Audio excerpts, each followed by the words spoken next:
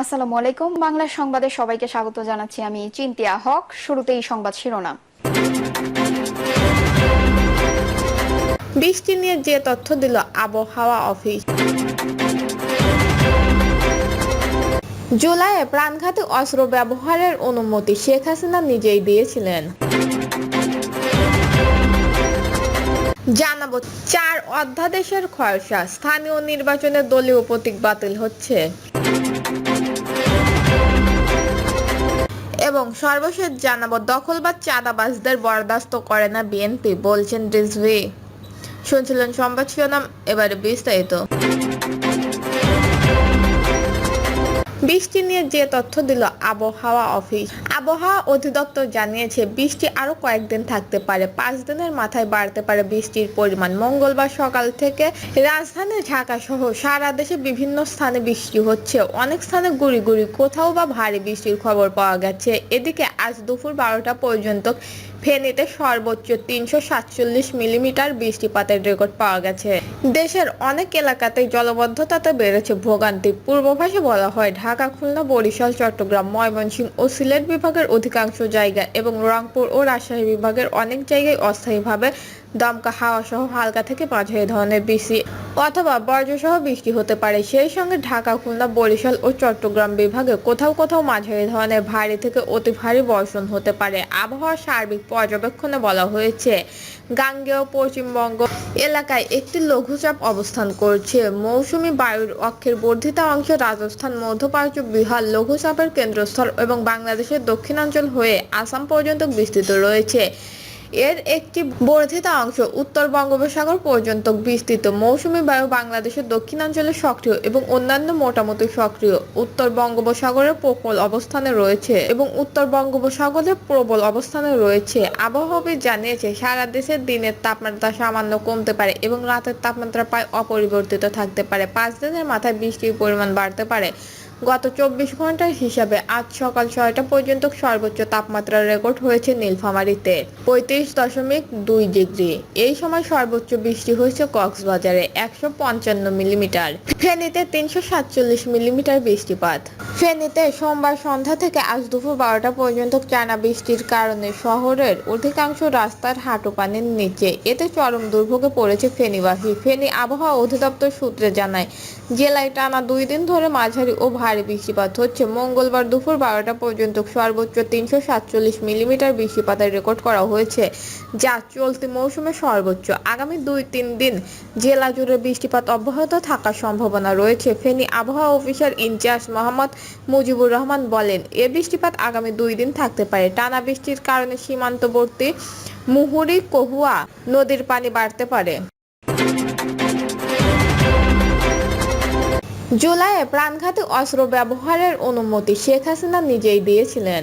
বাংলাদেশের তৎকালীন প্রধানমন্ত্রী শেখ হাসিনার কথোপকথনের একটি ফাঁস হওয়া অডিও রেকর্ড থেকে জানা গেছে, গত বছরের জুলাই শিক্ষার্থীদের নেতৃত্বাধীন বিক্ষোভে প্রাণঘাতী শক্তি প্রয়োগের অনুমতি নিজেই দিয়েছিলেন শেখ হাসিনা। বিবিসির আইরে যাচাই করা ওই রেকর্ডিং অনুসারে শেখ হাসিনা তার নিরাপত্তা বাহিনীগুলোকে বিক্ষোভকারীদের বিরুদ্ধে প্রাণঘাতী অস্ত্র ব্যবহার করার অনুমতি দিয়েছিলেন এবং যেখানেই তাদের পাবেন গুলি করবেন। অজ্ঞাত পরিচয় একজন ঊর্ধ্বতন সরকারি কর্মকর্তার সঙ্গে শেখ হাসিনার কথোপকথনের ফাঁস হওয়া অডিও এখন পর্যন্ত সবচেয়ে গুরুত্বপূর্ণ প্রমাণ হিসাবে তিনি সরকার বিরোধী বিক্ষোভকারীদের গুলি করার জন্য সরকারি অনুমতি দিয়েছিলেন। ফাঁস হওয়া অডিও সম্পর্কে জানান এমন একটি সূত্র বিবিসিকে জানিয়েছে, গত 18 জুলাই নিজের সরকারি বাসভবন গণভবন থেকে হাসিনা এই ফোনালাপ করেন। চলতি বছরের মার্চের শুরুতে ফোনালাপের অডিওটিকে ফাঁস করেছেন তা স্পষ্ট নয়। বিক্ষোভের পর থেকে শেখ হাসিনার কলের অসংখ্য ক্লিপ অনলাইনে প্রকাশিত হয়েছে, যার অনেকগুলো যাচাই করা হয়নি। গত 18 জুলাই ফাঁস হওয়া রেকর্ডটির কণ্ঠের সঙ্গে শেখ হাসিনার কণ্ঠস্বরের মিল শনাক্ত করেছে বাংলাদেশের পুলিশ অপরাধ তদন্ত বিভাগ। বিশেষজ্ঞদের নিয়ে এই রেডিওটির সত্যতা যাচাই করেছেন। তারা এটিকে এডিট করা বা কোনো রকম পরিবর্তন করার কোনো প্রমাণ পায়নি। অডিও কৃত্রিমভাবে তৈরি করা হয়েছে এমন সম্ভাবনা খুবই কম বলে তারা জানিয়েছেন। বিবিসি আলাদাভাবে ইয়ারশটের অডিও ফরেনসিক বিশেষজ্ঞদের নিয়ে এই রেডিওটির সত্যতা যাচাই করেছে। এটিতে এডিট করা বা কোনো রকম পরিবর্তন করার কোনো প্রমাণ পায়নি। অডিওটি কৃত্রিমভাবে তৈরি করা হয়েছে এমন সম্ভাবনা খুবই কম বলে জানিয়েছেন মানবাধিকার ও পরিবেশ রক্ষার ইস্যুতে অডিও সংক্রান্ত তদন্তের কাজ করে আলাপজনক প্রতিষ্ঠান ইয়ারশট। তারা বলেছে ফাঁস হওয়া রেকর্ডটিতে সম্ভাব্য এমন একটি ঘরে ধারণ করা হয়েছে যেখানে ফোন আর একটি স্পিকারে বাজানো হয়েছে। ইয়ারশটের বিশেষজ্ঞরা রেডিও জুড়ে ইলেকট্রনিক নেটওয়ার্ক ফিনান্সিং বা ইএনএফ শনাক্ত করেছে, যে ফিনান্সিং অন্য একটি ডিভাইস থেকে অডিও রেকর্ডিং এর ক্ষেত্রে প্রায়ই উপস্থিত থাকে। এটি এমন এক সূচক যার মানে হলো অডিওটিতে হেরফের করা হয়নি। ইয়ারশটের বিশেষজ্ঞরা শেখ হাসিনার বক্তব্যের ছন্দ, স্বর ও শ্বাসের শব্দ বিশ্লেষণ করেছেন এবং ধারাবাহিক নজরের স্তরও শনাক্ত করেছেন। অডিওটিতে কৃত্রিম কোনো পরিবর্তন আনার প্রমাণ তারা খুঁজে পায়নি। ব্রিটিশ আন্তর্জাতিক মানবাধিকার আইনজীবী টবি বিবিসিকে বলেন, রেকর্ডিংগুলো তার ভূমিকা প্রমাণের জন্য অত্যন্ত গুরুত্বপূর্ণ। এগুলো স্পষ্ট ও সঠিকভাবে প্রমাণিত হয়েছে। 4 অধ্যাদেশের খসড়া, স্থানীয় নির্বাচনে দলীয় প্রতীক বাতিল হচ্ছে।